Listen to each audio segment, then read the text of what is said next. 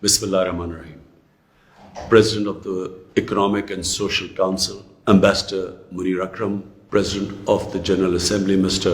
Volkan Bozkır, Secretary General of the United Nations, Mr. Antonio Guterres. It is a pleasure to make this opening statement at the Economic and Social Council's Financing for Development Forum under Pakistan's presidency. The deliberations of the forum this year are critical as the world battles the coronavirus and its massive socio-economic fallout. Pakistan contained the first two waves of the virus through a policy of smart lockdowns. We implemented an $8 billion relief package to support the poor and vulnerable and to keep our economy afloat at the same time. Now, unfortunately, we are facing the third wave of the virus. Inshallah, we hope to defeat this. We need a lot of luck, like everyone does. The international community must ensure that the vaccine is available to everyone, everywhere, as soon as possible. If not, the virus will roam around and come back. Production of the vaccine must be ramped up. Patent and technology transfer restrictions should be waived to enable this. Vaccine nationalism and export restrictions are deplorable, as is the use of the vaccine to advance national foreign policy objectives. Excellencies, this forum is an important opportunity to adopt decisions on ways to mobilize the money needed by developing countries to recover from the COVID-induced recession and to restore them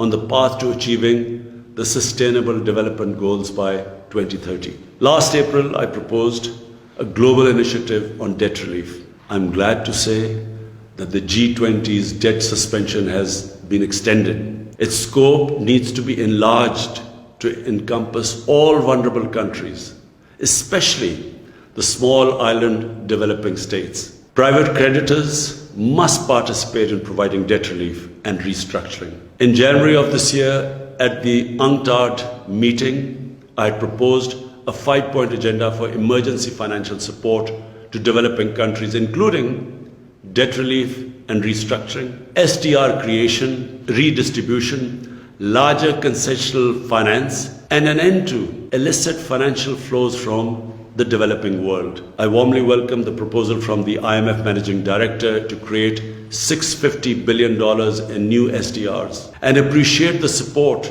for this from the largest shareholders, including the United States, China, the EU and Japan. The IMF, the World Bank and other developing banks now have an ample capacity to enlarge concessional financing for developing countries. The forthcoming IDA replenishment should be enlarged to $60 billion.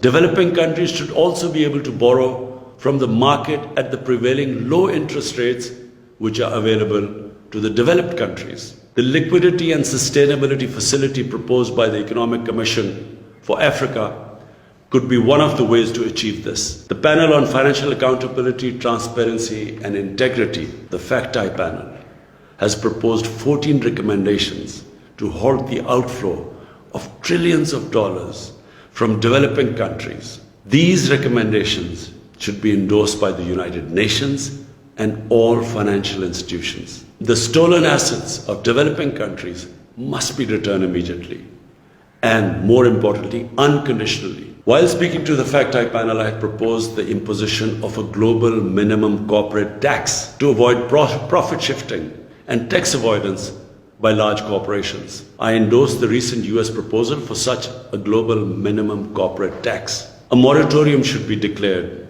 on the exorbitant claims adjudicated against some developing countries in investment disputes, and unequal and exploitative investment agreements should be cancelled and revised. Excellencies, the challenge posed by the COVID crisis, as the UN Secretary General has said, is also a great opportunity to build back better. We must seize this opportunity to transform the world economy into one that is development oriented and environmentally sustainable. Pakistan's carbon emissions are among the lowest in the world, yet we are one of the most seriously affected and vulnerable country due to climate crisis. We have embarked on an ambitious program to create a green Pakistan through reforestation by planting 10 billion trees over the next 3 years, and introduction of renewable energy, electric vehicles, and a moratorium on coal-burning power plants. The developed nations must fulfill their commitments under the Paris Agreement and mobilize $100 billion annually in climate finance, as they have promised. 50% of this must be devoted to adoption programs of developing countries. The United Nations is well placed to take the lead in formulating and coordinating the implementation of a plan to make the transition to a green global economy. I hope that the UN will create an inclusive, multi-stakeholder mechanism to do so. Excellencies, we are at a critical point in world history. The COVID pandemic has dramatically illustrated humanity's oneness and interdependence. We must disavow power rivalries and geopolitical competition. We must opt for unconditional international cooperation. Together we must construct a new peaceful, equitable, and sustainable world order. I thank you.